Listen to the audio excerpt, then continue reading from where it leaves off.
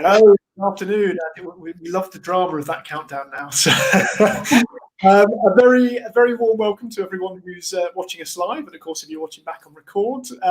So, welcome to We Are Careers, our second episode of 2021. For those who aren't familiar already, my name's Chris Webb. I'm a senior employability advisor at Sheffield Hallam University and a registered career development professional. And I'm joined, as always, by my co-host, Sabir. So, Sabir, how are you today? Do you know what? I'm really good. I can't believe we're already in February. Where did January go? Seriously. And for those of you that know me and would like to get to know me more, meeting me for the first time, my name's Sabiha. I work in 12 countries as a registered career development practitioner, and I specialize in working with young people who are looking to transform their career potential. And also I'm the creator of the 4.0 Class Academy, which is all about upskilling career guidance counselors who work internationally, helping them deliver powerful career support to students. And those of you who are watching us live, you know now this amazing new feature that Chris and I are super excited about. And we've got a fabulous guest coming up today as well, which we're going to be revealing shortly. So those of you that are watching live, please, we want to hear from you today. So if you can see us, give us a quick wave in the chat box, and please do contribute, because we've got a fantastic guest for you today. And if you have questions for her, again, pop them in the chat box. If you can hear us and see us, hit that like and share button. Brilliant, thanks, Sabir. So yeah, some comments already in there. Someone enjoys the countdown feature, which is good. It wasn't wasted entirely, so good to hear. Hi to Lynn from Linfield. Good to see you as well. So yeah, as of course Sabir mentions, as you'll have noticed, we do have somebody else with us today. Hard to miss. Our screen has become 3, and I think all of us sort of over the past kind of fortnight have sort of seen, really, I suppose, the wealth of careers commentary coming through about the Skills for Jobs FE White Paper, and I guess really some of the advocacy and lobbying that's kind of been going on behalf of the sector. So we thought, what better time to invite back to the show our CDI CEO, there's a mouthful of acronyms for you, Jan Ellis, to come and speak about some of the work that's currently going on with the CDI and taking sort of a peek behind the curtain, maybe at some of the elements that members might not be aware of. So Jan, welcome to the show. Thanks again for joining us. Thank you. Nice to be here. Wonderful. So as Sabir mentioned, do pop any questions that you have for Jan sort of in the chat as we go through the show. We're going to be asking a series of questions, and kind of as we go through those, do share your comments, share your thoughts as we go along. But before we get to the kind of the meat of the show, I'm going to pass back to you, Sabir, for our shout out of the week. Fabulous. So as those of the regular viewers, and I want to give a thank you as well, because one of the things that we do have in the show is, because we use StreamYard, is we can't always see people's names because it just pops up as a Facebook user. So we're loving the fact that some of you, including Liz from Maidstone, is letting us know who you are so we don't refer to you as. So if you're typing in a comment, let us know, just add your name at the end as well. And it's great, by the way, we've got people from Scotland, Banstead, we've got Wales. I mean, we've literally got all of the home nations, I think, pretty much here watching right now live, Jan. So you're definitely being seen.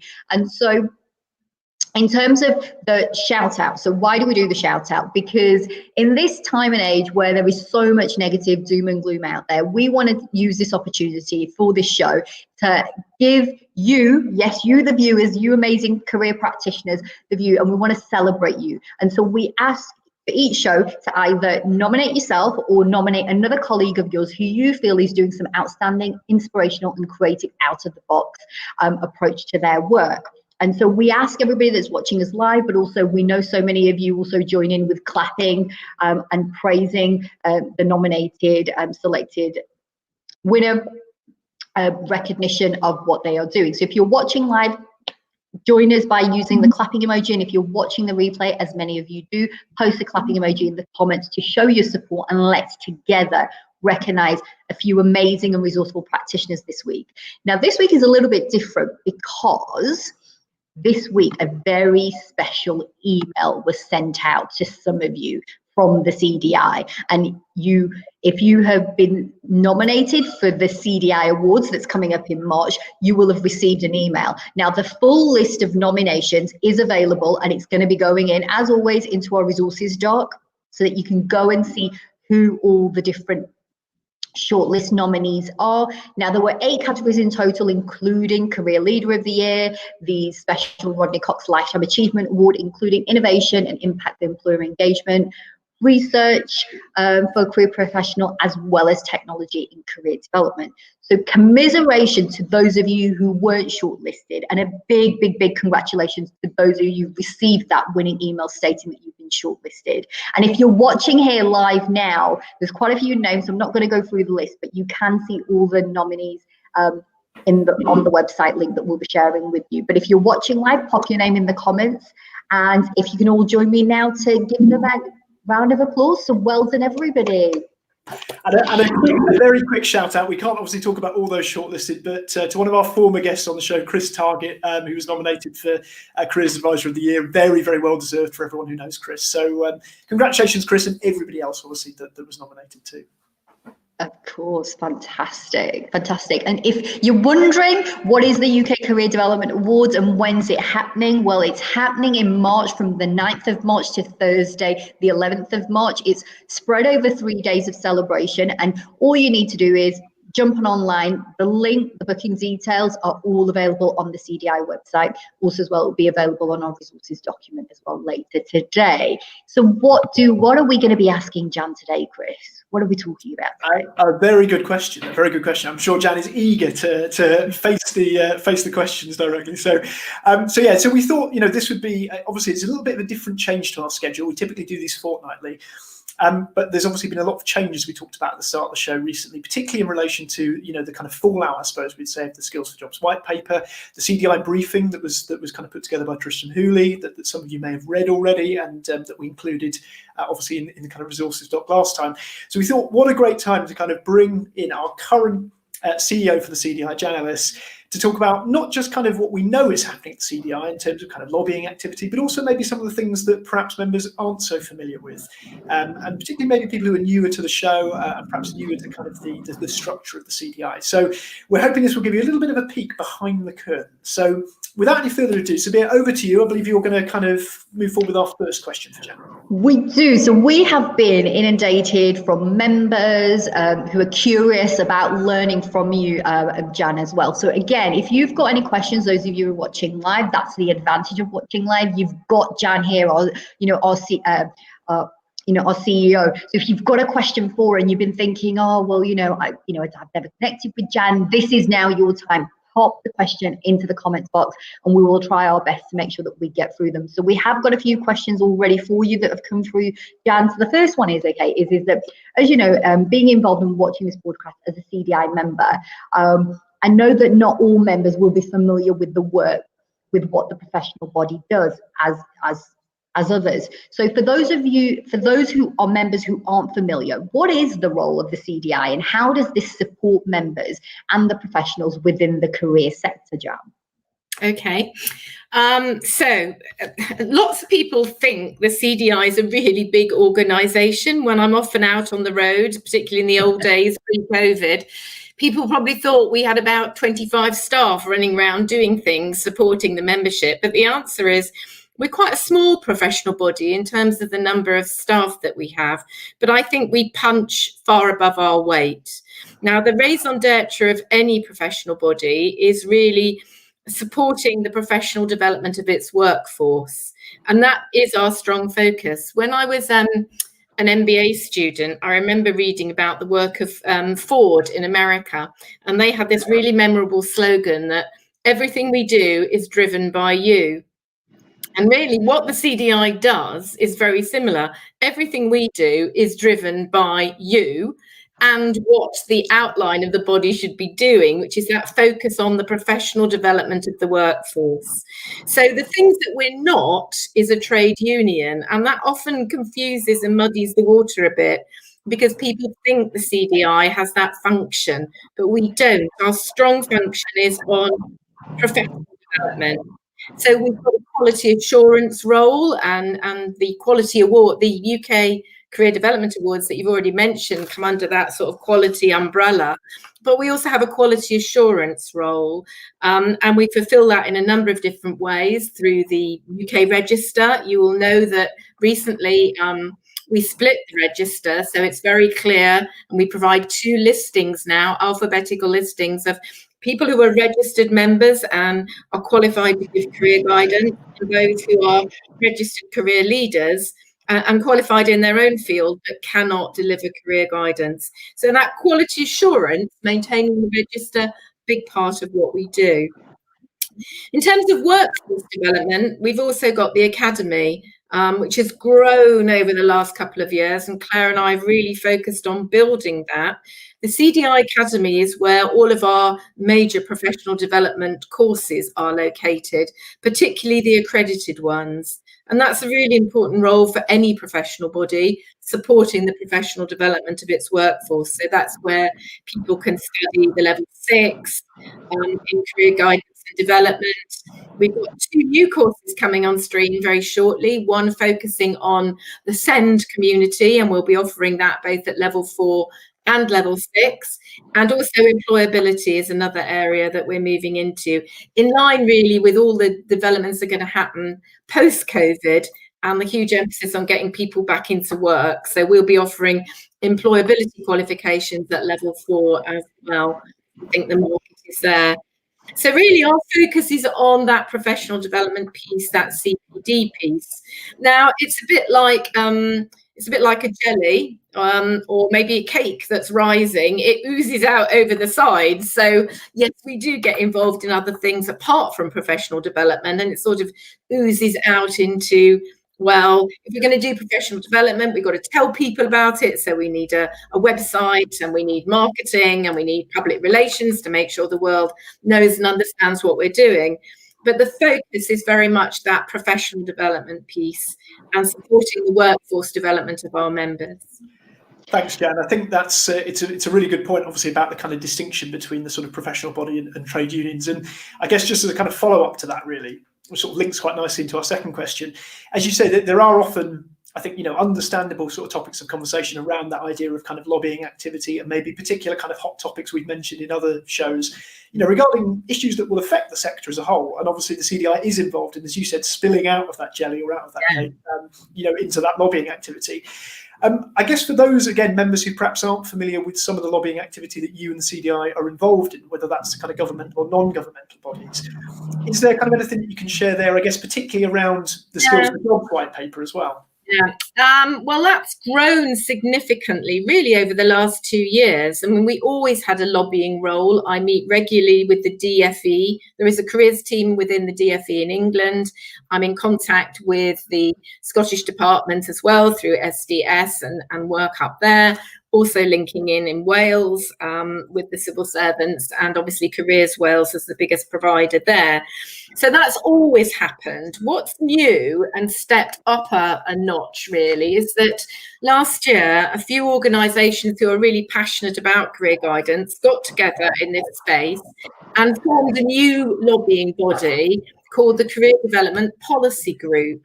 And that's been a very loose affinity. It's not constituted as a company at the moment, although it is going to go in that direction quite shortly. But we've worked together, and the members of that group include AGCAS, well, the CDI, we're a founding member, AGCAS, soon to be invited NICEC, the University of Derby, ISEGS at the University of Derby.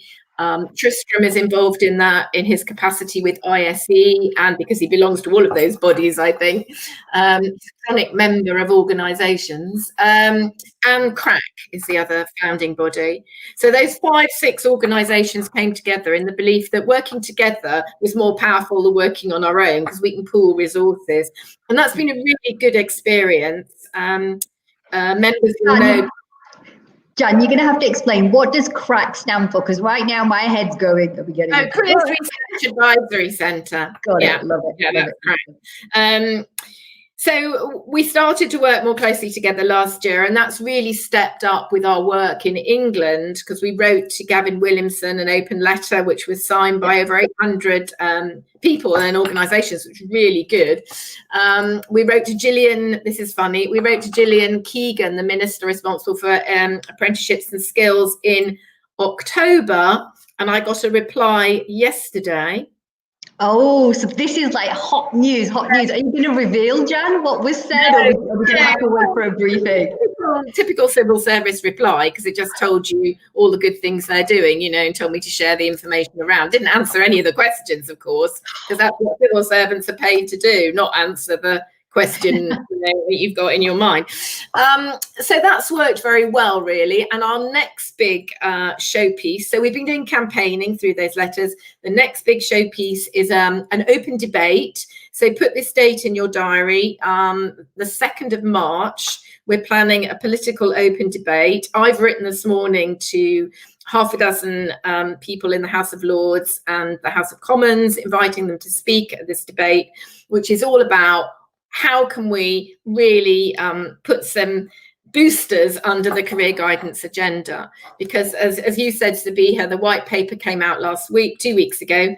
We were really fast off the blocks. I was delighted we were able to get a response out there so quickly. In fact, I shared it with Unism yesterday and said, oh, are you going to do a response as well? And they said, well, no, we think you said it all, so we'll just use yours. So really pleased that we were out there first and sharing that information. The next stage of discussion on lobbying around that is that I've had one policy meeting with the DfE as part of the consultation. Next Monday, I'm talking to St John Holman as part of that consultation, because he's being employed as the SPAD, the special advisor on this. Right. This morning that Jane Hubbock, who is the team leader for the careers in the DfE, is going to be his assistant on that, which says to me that actually this is quite an important piece of work if they're putting her into that team as well. So the lobbying thing has really gone off the scale in terms of the amounts of activity that we're working on. And I try and share that with members through the news by email and other emails as well. But I don't want to bombard people.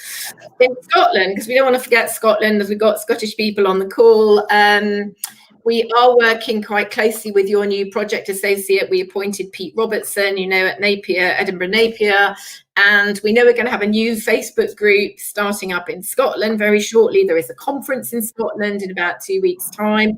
So not forgetting things are happening there. And we have suggested to the Scottish Government that we'd be very happy to chair a forum, very similar to the forum we have in Wales, again, trying to promote careers education and guidance, but also leverage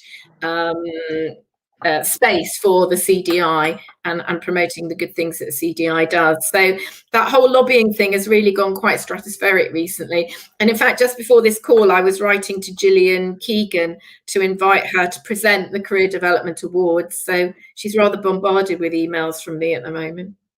Fantastic. Well, it's interesting, Jan, because already now we're getting comments in the thread now. So just want to pick up on a couple of things that are coming through. So we've got a comment when you were talking about, you know, the SEND training. And I think it was so lovely to hear talk about what the role of the CDI is, and sort of kind of dismissing some of the myths, because I know you did a survey as well recently, a few months ago at the end of last year, and some of the information that came back. So this is a great space to sort of kind of explore that and let people know what they can expect from the CDI. And I think the number one reason why, Jan, I think that people think that the CDI is much bigger than what the actual team is because you do so much, you and the team do so much that people just think, oh, there must be at least six Jans. Doing the work. I mean, we have 9 full-time equivalent staff. Most staff work a part-time mix of hours, and we rely heavily on volunteers and associates, and they do a lot of the work, and that's really important to get that message out there. It's not all done by full-time employees. It's people who are really passionate, like us three, about career development. Yeah, well, it's interesting that you say that. So Suzanne at Book Career said she's really happy to hear you talk about the fact that there's more SEND training coming up. So that definitely seems to be a winner there. We've got another user who's talking about so good to have that collaborative approach, Jan, and that you do so much raising awareness in government. And I think definitely that's going to be something that so many members, and you and I are always on LinkedIn, and I know you and Chris are always on Twitter, where you're getting the feedback. So I think this is going to be something. people have to be realistic, though, about what can be achieved, because I'm sure, as a member myself, I would love to see the CDI as front page news on The Guardian or The Times or even the Metro. But a lot of what we do is not newsworthy, and we have to be cognizant of the fact that although we are suggesting, it's a bit like a drip, drip, drip approach, you know, all the time we're trying to push the boundaries, trying to get more investment in careers education and guidance.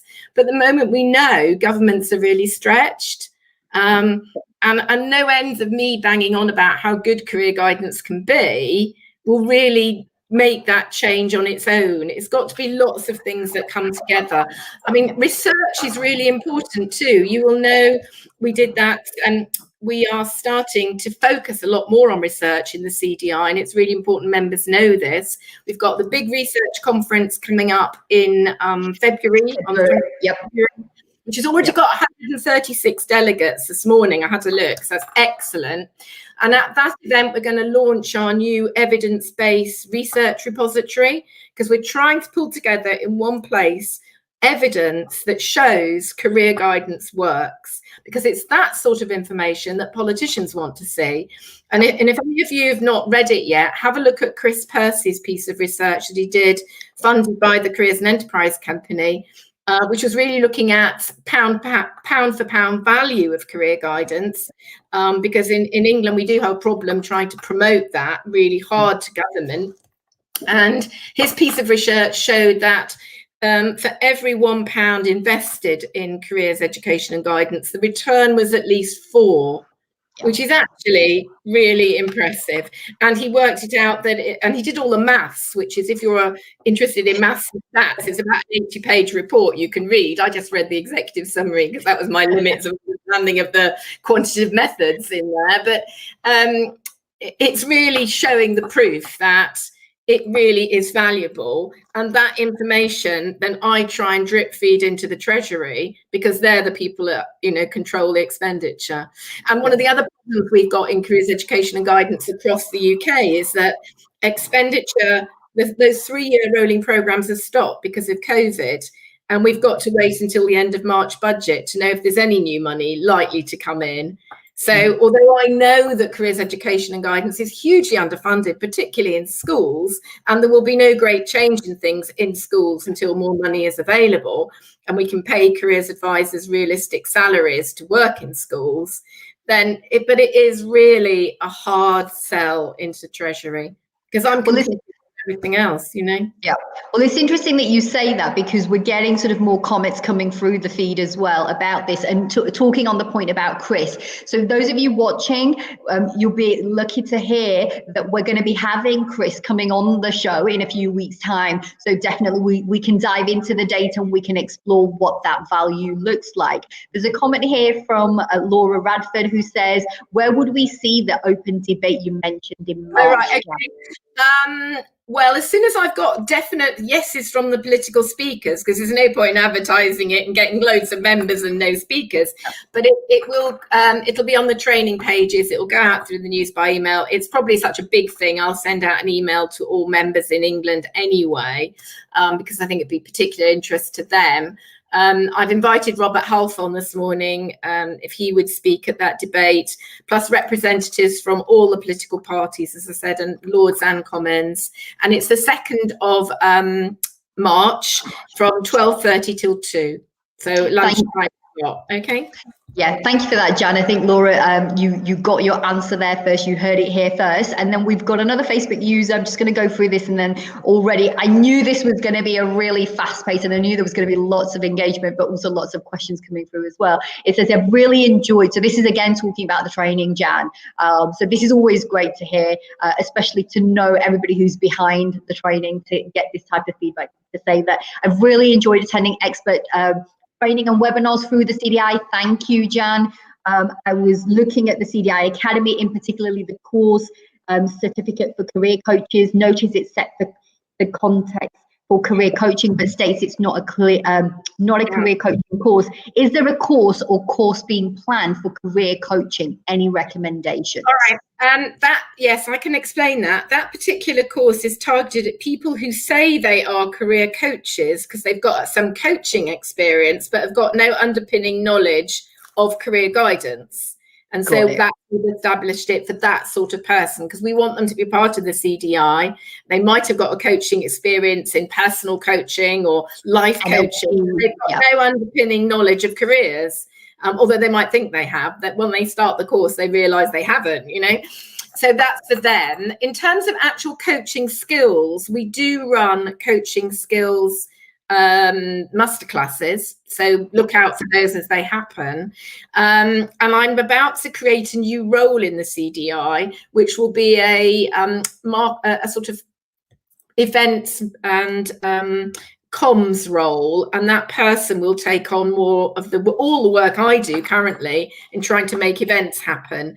And one of their targets will be to create more links with coaching organizations, because I think that there could be a lot to be gained in terms of our membership from being closer. I use the word affiliated, I don't really mean that, but much closer linkage between the CDI and coaching organizations. So if you were a member of a coaching organization, might you get a cheaper membership of the CDI? How can we grow our membership amongst coaches? So I think it's a really interesting point, and I'm aware it needs to be done, but there just aren't enough people yet to do all the things we'd like to do.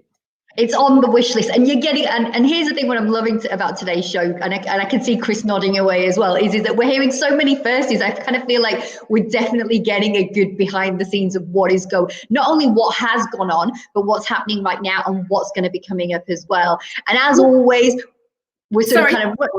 Sometimes so much is happening that there isn't the time to write it down and tell people, because if it takes me an hour to write it down and tell you, then I'm not doing the other thing. I mean, if you could see my desk, it's a mess, because it's the conferences, because I do that now, and there isn't anybody that does that.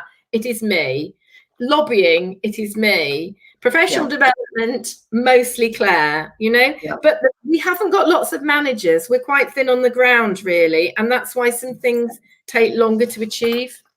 Makes total sense. And as we're kind of coming to the end of the show, we've got one final question, and we're getting lots of thank yous, by the way, and thumbs up and saying, thanks, Jan, that really makes sense. So definitely this conversation is really creating a value and impact for the members. And so as you are shortly going to be departing as the CEO of the CDI, what are your proudest achievements during your tenure as CEO? And what message do you have for your successor and the membership in terms of what they can do to help further the profile of the careers professional moving forward? Jan? No, I'm not a terribly proud person, I have to say, but one of the things I'm pleased about is that the CDI is still here. Because when we set up the CDI, there were a lot of naysayers out there who said it will never work. You'll never make it work because you can't survive on membership fees alone. Remember, we don't get any funding from the government. The only income coming to the CDI comes from its members. And they are a constantly moving feast, you know. And I think one of the big questions for the person coming in next is, how do you leverage in more membership? What do you have to do to go from good to great? 5,000, almost 5,000 is really good, but the potential from the research I've done is 7, 9, you know, it's much bigger thousands than that. So what do you have to do as a professional body to get those people involved? Because all of those people will help to create income, which means we can spend it more on the CDI.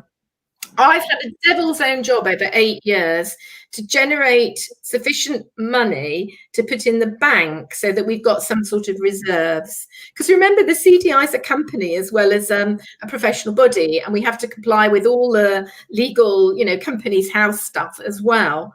And it's just good business practice for a business to have in the bank at least 3 to 6 months reserves that would just cover the operation of that company for as many months as you had a crisis.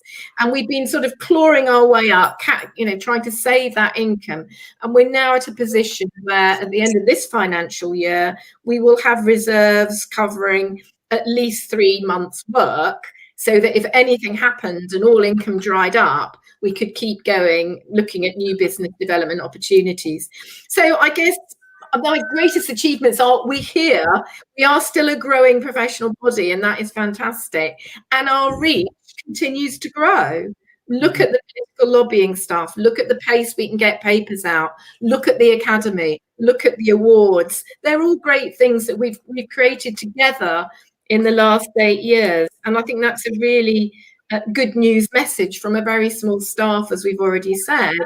We've grown our reach hugely.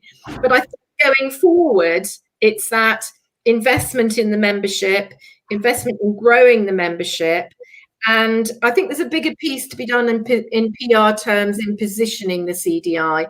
We don't have the income to do that. It would be lovely to do a lot more in social media. But again, it's who does it.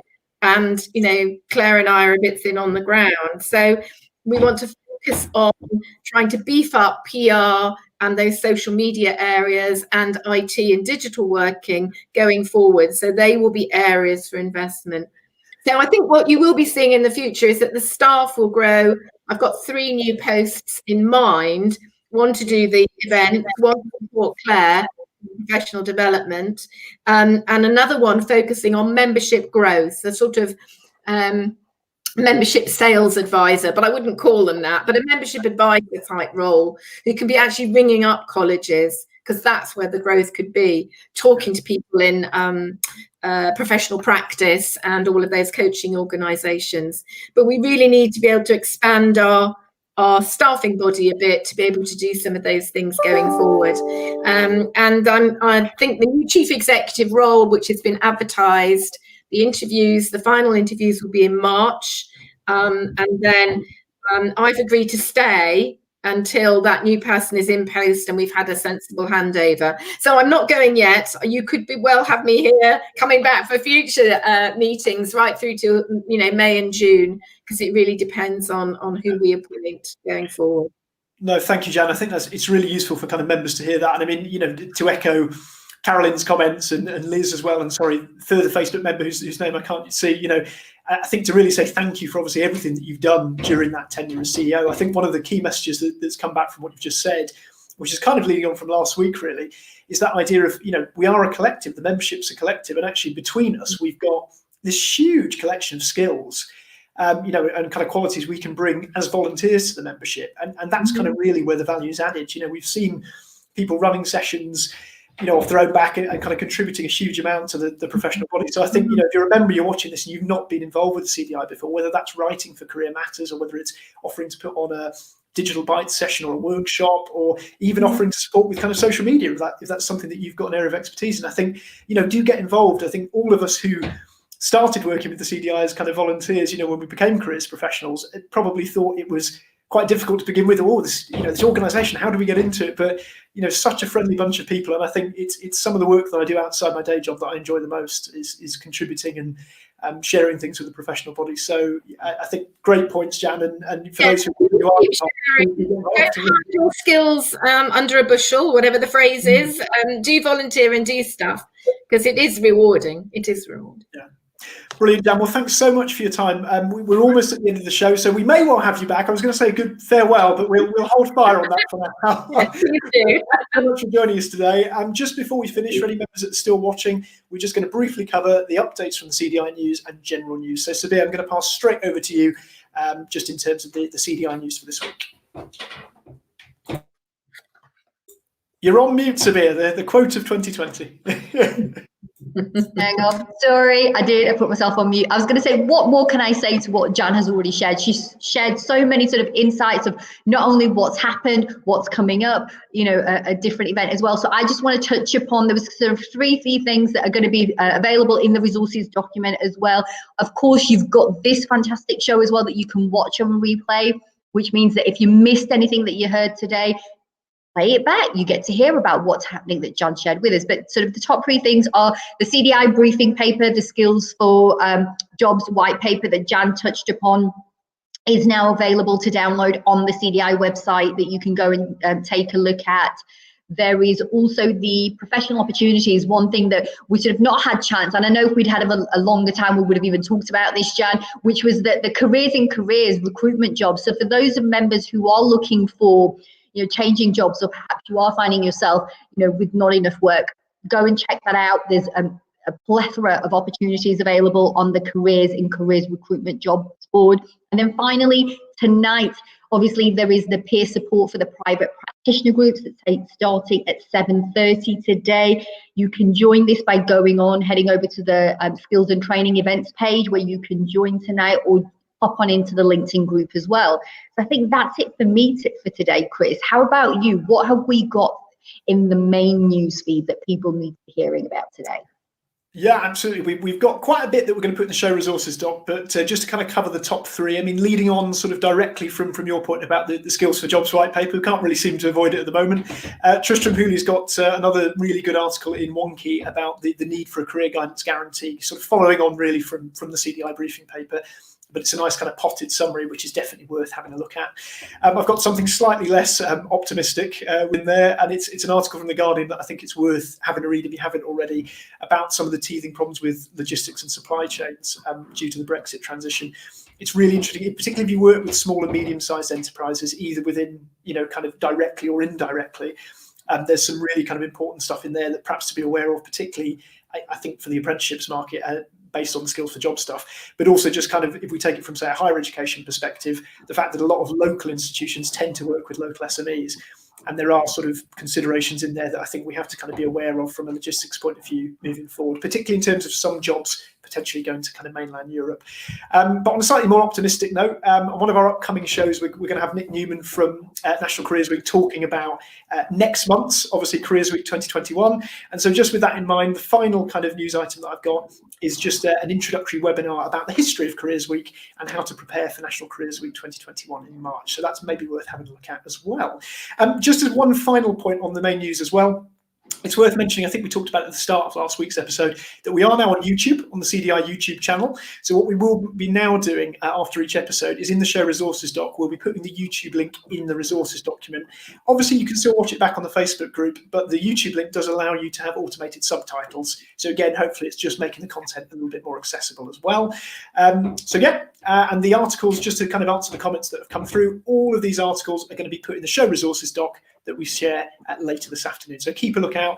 All the links that Spears mentioned, all the links that I've mentioned, and any other information from Jan, we'll make sure that's in the show resources document as well. But that brings us very nicely to the end of today's show. So thanks for all who've been watching live or watching pre-recorded. Thanks to Jan for joining us. Yeah, thank you. Thanks to Sabir, as always, for joining me as my co-pilot. And thanks to those who are watching. Have a great day. Thank you. Bye. Bye-bye.